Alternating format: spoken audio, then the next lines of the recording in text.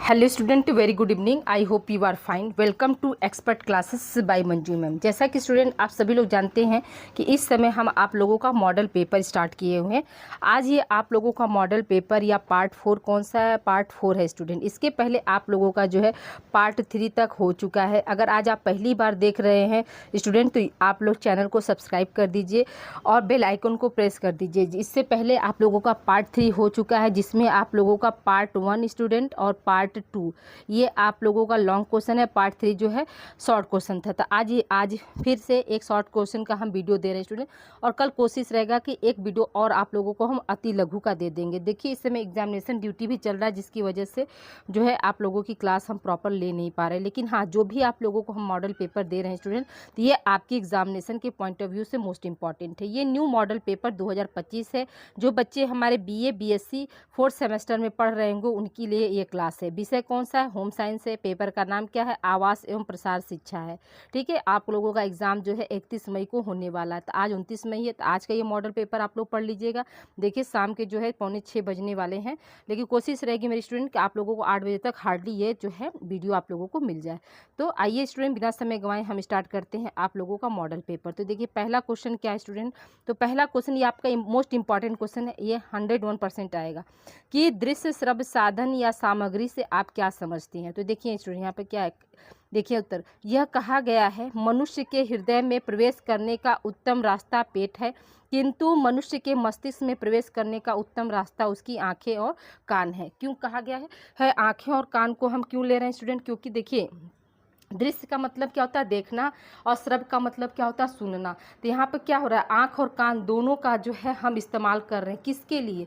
देखने और सुनने के लिए।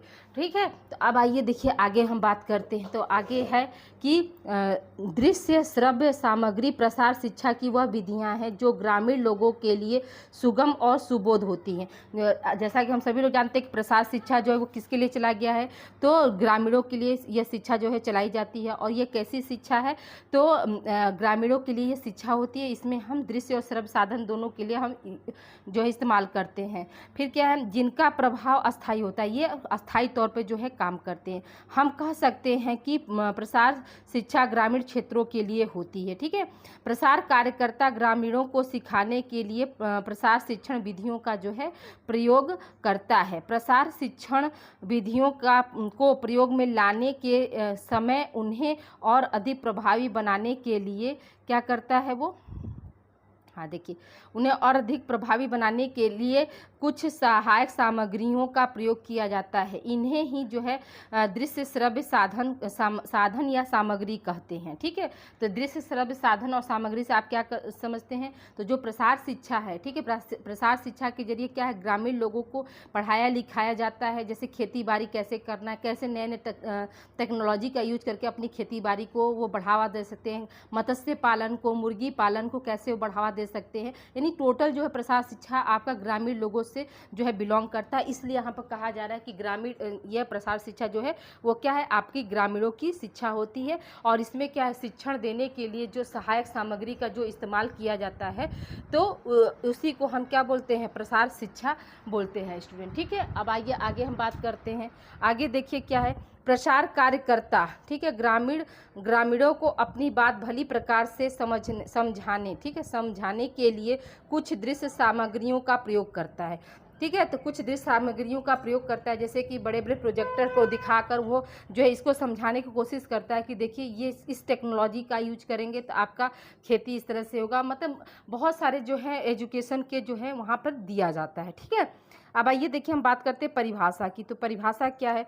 तो देखिए पहला क्या? डेंट के अनुसार क्या है? जो सामग्री कक्षा में या किसी भी शिक्षण स्थिति में लिखित या मौखिक शब्दों को दृश्य बनाकर समझने में सहायक होती है उसे ही क्या बोलते हैं? दृश्य श्रव्य सामग्री कहते हैं। ठीक है, तो आप सभी लोग जानते हैं कि इस समय क्या टेक्नोलॉजी जो है नया नया हो गया है। तो उसमें क्या है? जो भी हम पढ़ा रहे हैं, लिखा रहे हैं और समझाने के लिए जो भी हम यूज करते हैं उसी को हम क्या बोलते हैं?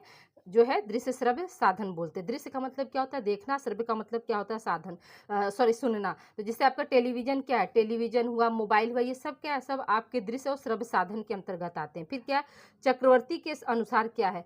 दृश्य श्रव्य साधन जो है मुद्रित, ठीक, यहाँ पर ये बना लीजिएगा, ये गलती हो गया, ठीक है, ये इस तरह से रहेगा। मुद्रित या लिखित शब्दों के अतिरिक्त वे साधन है जो वस्तु विशेष को स्पष्ट धारणा बनाने में सहायक होते हैं। ठीक है, वस्तु विशेष को क्या है? स्पष्ट बनाने में जो है सहायक होते हैं, वही हमारा क्या है? जो है दृश्य श्रव्य सामग्री के अंतर्गत आते हैं। तो ये दो परिभाषा आप लोग अच्छे से याद कर लीजिएगा।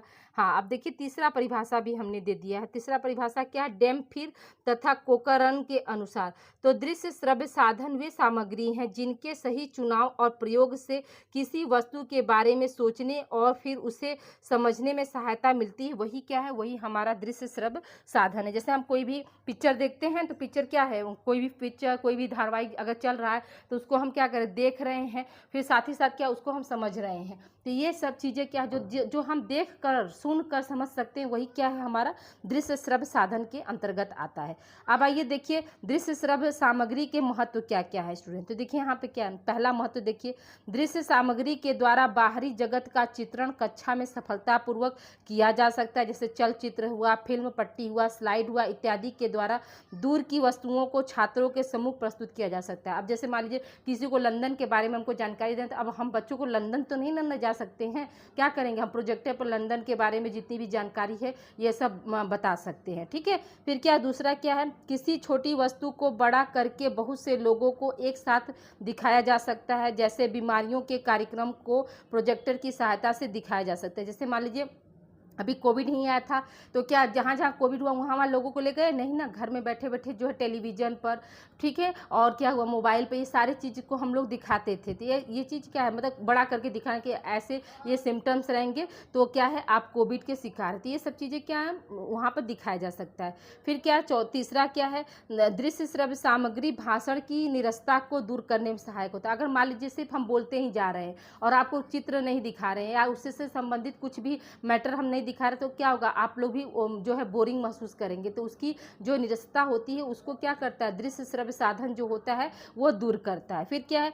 दृश्य श्रव्य सामग्री के उपयोग से घर के समान वातावरण उत्पन्न किया जा सकता है जो स्वाभाविकता व यथार्थता को क्या करता है? प्रकट करता है। तो जो दृश्य श्रव्य साधन है वो क्या है? हम कहीं भी मतलब यूज कर सकते हैं और उसका जो है वो एक तरह से जो है इन्वायरमेंट क्रिएट करता है। तो ये जो है क्या है? स्वाभाविकता और यथार्थता को भी क्या करता है? प्रकट करता है, यानी वो सही और गलत चीज़ों को भी वह दिखाता है। ठीक है, अब देखिए नेक्स्ट क्या है आपका? दृश्य श्रव्य साधन। देखिए यहाँ पर बीच बीच में जो है दृश्य श्रव्य में हमेशा डैश रहेगा। ये थोड़ा जो है टाइपिंग मिस्टेक हो गया स्टूडेंट, थोड़ा जल्दी में किए हैं तो इसको आप लोग बना लीजिएगा। ठीक है, फिर क्या? दृश्य श्रव्य साधन द्वारा कही गई बातों को प्रत्यक्ष रूप से प्रभावित किया जा सकता है। लोगों के अर्जित संस्कार जो है पुष्ट हो जाते हैं। यहाँ पे क्या करते हैं? जो दृश्य श्रव्य साधन है वहाँ पे क्या है? लोगों को जैसे अच्छे से हम बता सकते हैं और हमारी जो बातें हैं वो क्या है? जैसे मान लीजिए हम जंगल के बारे में बता रहे हैं तो जंगल का क्या? जंगल का सीन भी चलता रहेगा और उसके बारे में हम बताते रहेंगे तो लोगों को ज़्यादा चीज़ जो है समझ में आएगी। फिर क्या? छठा क्या है?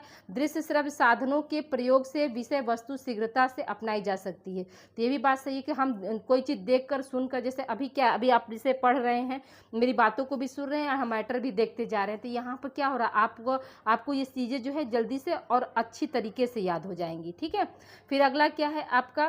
कि दृश्य सामग्री द्वारा अधिक ज्ञान कम समय में समझाया जा सकता है। तो दृश्य सामग्री से क्या हो सकता है कि कम समय में हम अधिक से अधिक जो है जानकारी जो किसी भी चीज़ के बारे में दे सकते हैं। फिर क्या है? विचारों में शीघ्र ही परिवर्तन हो सकता है। जैसे देखकर क्या कर सकते हैं? देखकर सुनकर हम अपने जो है डिसीजन तुरंत क्या करते हैं? बदल लेते हैं। फिर क्या है? भारतवर्ष में अधिकतर जनसंख्या अशिक्षित है, इसमें उनमें भाषा और ज्ञान का अभाव रहता है। अभाव होने पर भी कार्यकर्ता जो है इन साधनों के प्रयोग से अपने कार्य में सफल हो सकता है या सफलता प्राप्त कर सकता है। तो आप सभी लोग जानते हैं कि पहले क्या था? जब प्रसार शिक्षा लाया गया था तो उस समय क्या था? जो ग्रामीण लोग थे वो बहुत ज़्यादा अशिक्षित थे, इसलिए क्या हुआ?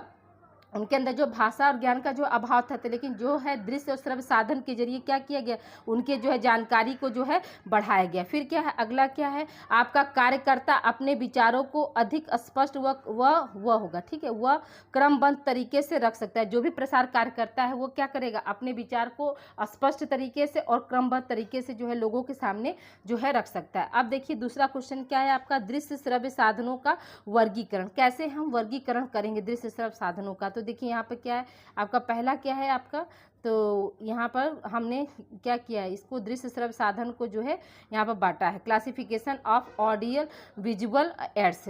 इसमें क्या ओपी धामा और ओपी भटनागर के अनुसार जो है दृश्य श्रव्य साधनों को निम्नलिखित भागों में जो है बांटा गया है। पहला क्या है आपका, तो देखिए यहाँ पर आपका तीन भागों में बांटा गया है। तो कौन कौन से वो 3 भाग हैं, तो देखिए पहला है आपका व्यक्तिगत संपर्क, दूसरा है सामूहिक संपर्क, तीसरा है विराट संपर्क। तो व्यक्तिगत संपर्क में क्या होगा, व्यक्तिगत संपर्क का मतलब क्या होता है, तो व्यक्तिगत का मतलब क्या हुआ कि मतलब आप खुद जाकर वहां पे मिलें, ठीक है, लोगों से व्यक्तिगत संबंध स्थापित करें, संपर्क करें किसी भी समस्या को लेकर। तो अब देखिए यहाँ पे क्या व्यक्तिगत संपर्क में क्या होगा, तो पहला है इसमें आपका व्यक्तिगत संपर्क, दूसरा है आप कहाँ पर जाएंगे, व्यक्तिगत संपर्क करने कहाँ जाएंगे, तो खेतों पर जाएंगे, घरों में जाएंगे, ठीक है। और क्या है व्यक्तिगत, दूसरा क्या है आपका व्यक्तिगत पत्र आप कर सकते हैं। फिर तीसरा क्या टेलीफोन पर वार्ता कर सकते हैं। तो टेलीफोन ये सब क्या सब आपका, जैसे आप मोबाइल पर फ़ोन करते हैं तो एक ही लोग को फ़ोन करते हैं, फिर मान लीजिए आपको ज़रूरत हुई तब आप कॉन्फ्रेंस करके, लेकिन तब भी आप क्या कर रहे हैं, इंडिविजुअल सभी से आप मिल रहे हैं। तो ये चीज़ें यहाँ पर हो गई। फिर आप आइए देखिए दूसरा चीज़ हम क्या देखते हैं, सामूहिक संपर्क में क्या है। सामूहिक संपर्क में देखिए यहाँ पर क्या है कि सामूहिक संपर्क यानी ग्रुप अप्रोच में क्या क्या करेंगे, तो देखिए प्रदर्शन करेंगे, ठीक है। विधि प्रदर्शन में हम क्या क्या कर सकते हैं, तो विधि कर सकते हैं और उनका परिणाम हम देख सकते हैं। फिर क्या प्रशिक्षण यानी ट्रेनिंग देना, ठीक है। तीसरा क्या होगा, चर्चा बैठकें करते हैं, तो उसमें चर्चा बैठक में क्या होता है, समूह चर्चा होता है यानी ग्रुप डिस्कशन जो होता है। और क्या है आपका पैनल चर्चा होता है।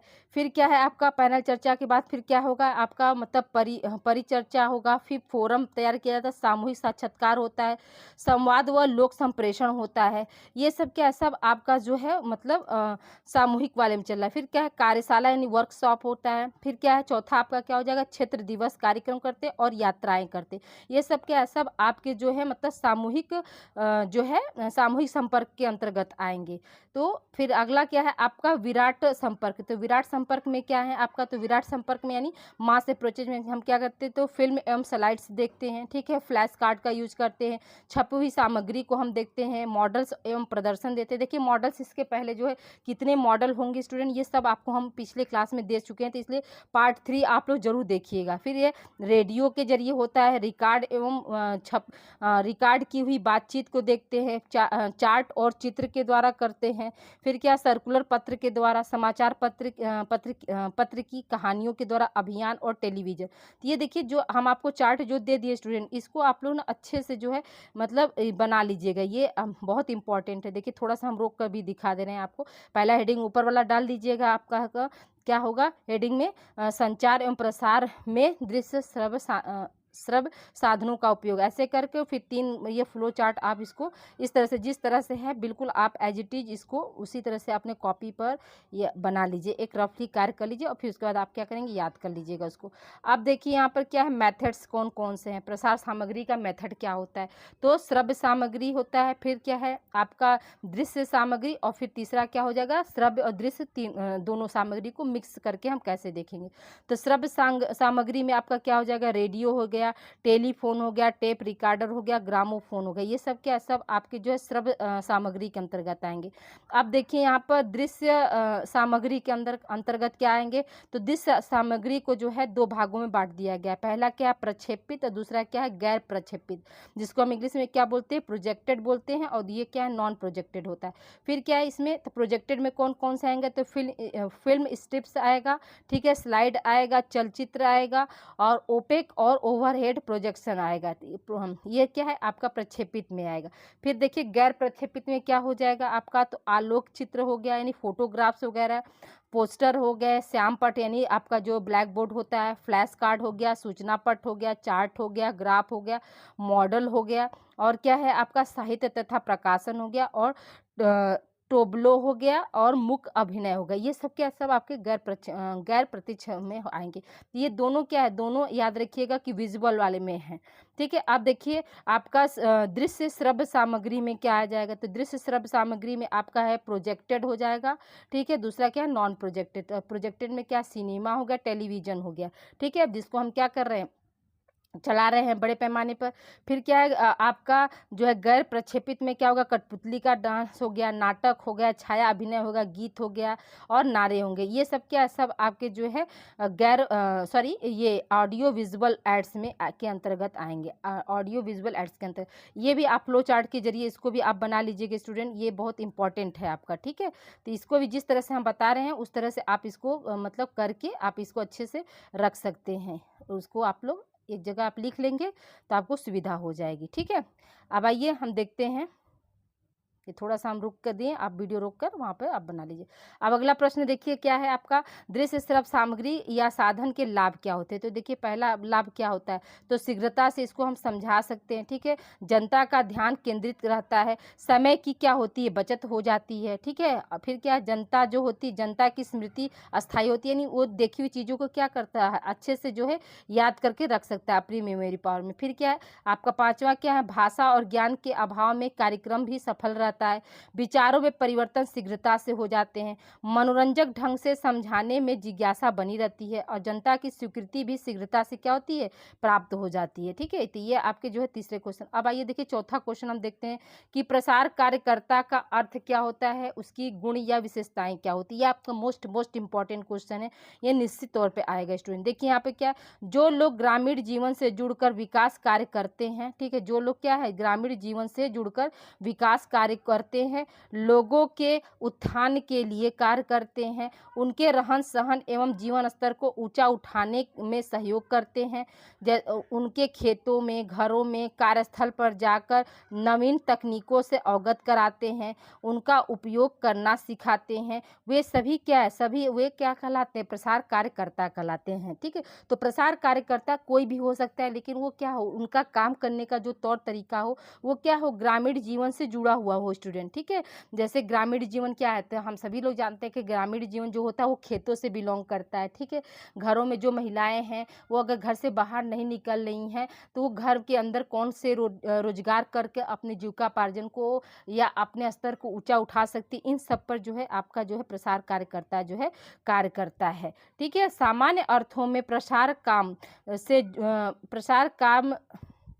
से जुड़े सभी लोगों को प्रसार कार्यकर्ता कहते हैं। ठीक है, यानी जितने भी लोग हैं प्रसार कार्य से जो जुड़े हैं तो उनको सामान्य अर्थों में क्या है, सभी को हम क्या कहेंगे, प्रसार कार्यकर्ता कहेंगे। अब आइए देखिए हम प्रसार कार्यकर्ता के गुण की बात करते हैं। तो प्रसार कार्यकर्ता का गुण क्या है, तो ग्रामीण परिवेश, इसमें क्या, प्रसार कार्यकर्ता ग्रामीण परिवेश का हो, यदि वह कृषक परिवार से है तो बहुत बढ़िया है, क्योंकि उसे खेती बाड़ी, ठीक है, पशुओं का रख रखाव, अनाज संरक्षण, कीटनाशकों का प्रयोग आदि की समुचित जो है जानकारी रहती है। तो पहला गुण क्या है होना चाहिए, ग्रामीण परिवेश। जो हमारा प्रसार कार्य करता है वो क्या, किससे बिलोंग करता हो, ग्रामीण जीवन से या ग्रामीण परिवेश का रहने वाला होना चाहिए, ताकि उसे सभी चीज़ जो है ग्रामीण की जो भी समस्याएं हैं उसको क्या होगा, भली भांति वो उससे परिचित रहेगा, तभी तो वो ग्रामीण जीवन के उत्थान के बारे में सोच सकता है। ठीक है, दूसरा क्या है आपका, ग्रामीण संस्कृति एवं समस्याओं की जानकारी देना। तो ग्रामीण संस्कृति का मतलब क्या हुआ कि प्रसार कार्यकर्ता को ग्रामीण संस्कृति और उसकी समस्याओं की जानकारी होनी चाहिए, बिना उसके रहन सहन की आदतों को जाने संस्कृति को पहचान ठीक है, प्रसार कार्यक्रम को आरंभ जो है करना जो है क्या होगा, नहीं किया जा सकता है। ठीक है, नहीं करवाया जा सकता है, यहाँ पर करवाया जा सकता होना चाहिए। ठीक है, करवाया जा सकता है। तो ये भी बात सही है कि जो है ग्रामीण संस्कृति और समस्याओं को बिना जाने सुने हम कैसे मतलब प्रसार कार्यक्रम शुरू कर सकते हैं, नहीं कर सकते हैं। फिर तीसरा क्या, विषय का समुचित ज्ञान। प्रसार कार्यकर्ता को क्या हो, अपने विषय का जो है समुचित ज्ञान होना चाहिए, ताकि वो लोगों को जो है अपने ज्ञान से जो है अवगत करा सके और लोगों की समस्याओं को समझ सके और उसका क्या कर सके, निदान कर सके। फिर क्या, कार्यकुशलता, प्रसार कार्यकर्ता के अंदर एक गुण और होना चाहिए कि वो कुशल हो। ठीक है, कार्यकुशलता का मतलब क्या हो कि किसी भी कार्य को बहुत आसानी से और इजी वे में और साधारण भाषा में जो है लोगों को मतलब समझा सके और उनकी समस्याओं का निदान कर सके। फिर क्या, नई जानकारी को प्राप्त करने की इच्छा, जो प्रसार कार्य करता हो उसको क्या हो, नई जानकारी की प्राप्त करने की इच्छा भी होनी चाहिए, क्योंकि जब तक आप नए नए टेक्नोलॉजी को अपने जीवन में शामिल नहीं करेंगे तब तक क्या है आप जो है तरक्की नहीं कर सकते। फिर क्या, प्रगतिशील विचारधारा, इसमें क्या है, इसमें जो ग्रामीण जीवन है उसका जो प्रसार कार्य करता है उसका जो विचारधारा हो, दृष्टिकोण हो, वो कैसा होना चाहिए, प्रगतिशील, मतलब आगे की ओर बढ़ने वाला होना चाहिए। ठीक है, फिर क्या, साहसी, संयमी और कठोर परिश्रमी होना चाहिए। ठीक है, साहसी, संयमी और कठोर परिश्रम वाला है। तो जो प्रसार कार्य करता हो वो क्या हो, साहसी हो। ठीक है, उसके अंदर संयम हो और कठोर परिश्रम करने वाला हो। जब कठोर परिश्रम करने वाला होगा तभी तो वो ग्रामीण के लोगों की जो है जो भी समस्याएं होंगी वो उसका निदान कर सकता है। फिर क्या, आत्मविश्वासी और न्यायप्रिय, जो प्रसार कार्य करता हो वो क्या होना चाहिए, आत्मविश्वासी होना चाहिए और न्यायप्रिय, मतलब पक्षपात बिल्कुल नहीं होना चाहिए। उसको ये आत्मविश्वास होना चाहिए कि हम ये जो कार्य कर रहे हैं हम उसमें सफल हो जाएंगे। ठीक है, फिर क्या, नवा क्या, ग्रामीण विकास के प्रति आस्थावान, ग्रामीणों के विकास के लिए कैसे कार्य करें उसके प्रति क्या, उसके अंदर आस्थावान होना चाहिए। उसके अंदर ये आस्था होनी चाहिए कि हम ग्रामीण परिवेश को जो है अपने नॉलेज के बिहेव पर और नए नए टेक्नोलॉजी के बिहेव पर क्या कर सकते, चेंज कर सकते। फिर क्या, नई तकनीकियों और पद्धतियों में विश्वास रखने वाला हो, जो प्रसार कार्य करता हो उसको जो भी आज के प्रेजेंट टाइम में जो भी नई टेक्नोलॉजी हो, नई पद्धतियाँ, उसमें उसको विश्वास होना चाहिए कि हम अगर इसका यूज करेंगे तो हमारा जो कृषि कार्य, पशुपालन या मत्स्य पालन जो भी है हमारा जो है अच्छा होगा। फिर क्या, साधन संपन्न होना चाहिए, ईमानदार एवं सत्यनिष्ठ होना चाहिए। देखिए किसी भी कार्य को करने के पीछे क्या है, आपकी ईमानदारी और सत्यनिष्ठता जो है मतलब बहुत बड़ी भूमिका निभाती। सहानुभूति एवं पूर्ण व्यवहार वाला होना चाहिए, ऐसा नहीं कि लोगों की समस्या को सुनकर उसके मन में जो सहानुभूति की भावना न हो।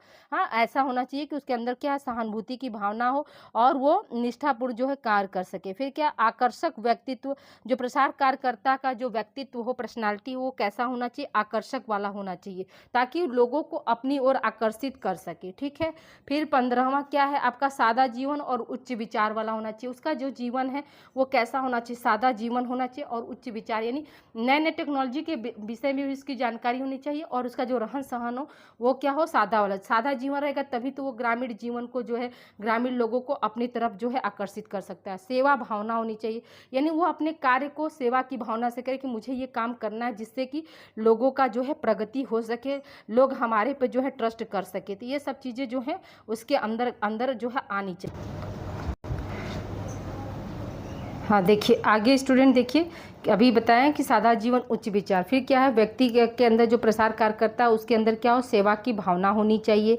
ठीक है, अगला क्या है, 17वां क्या, विवेकशील। उसके पास जो है मतलब अपने जो भी टॉपिक है, जो भी मतलब है समस्या है गांव के लोगों की, तो उसके पास इतनी बुद्धि होनी चाहिए ताकि वो उनके समस्याओं का निदान कर सके। धार्मिक दृष्टिकोण, तो जाहिर सी बात है कि जो गाँव के लोग होते हैं वो धर्म में जो है ज़्यादा विश्वास करते हैं, तो जो प्रसार कार्य करता है उसके अंदर भी धार्मिक जो है दृष्टिकोण होना चाहिए। निर्णय लेने की क्षमता, यानी जो भी वो प्रोग्राम ऑर्गेनाइज करे, कार्यक्रम ऑर्गेनाइज करे, तो उसमें क्या हो, निर्णय ले सके। जो भी ग्रामीण जीवन की जो समस्याएं हैं उसका निदान कैसे हो सकता है, उसके प्रति जो उसके निर्णय की जो क्षमता होनी चाहिए वो बहुत ज़्यादा होनी चाहिए, अच्छे वाली होनी चाहिए ताकि लोगों को उसका लाभ मिल सके। फिर क्या, मार्गदर्शन एवं नेतृत्व की क्षमता, वह जो ग्रामीण लोगों का जो है मार्गदर्शन और उनमें नेतृत्व की भावना भरे, ताकि क्योंकि कोई भी कार्यक्रम तभी सफल हो सकता है स्टूडेंट जबकि क्या हो, दोनों तरफ से सहयोग की भावना। जैसे मान लीजिए ये हम क्लास आप लोगों के लिए ले रहे हैं, तो आप इसको पढ़ेंगे तभी इसका मतलब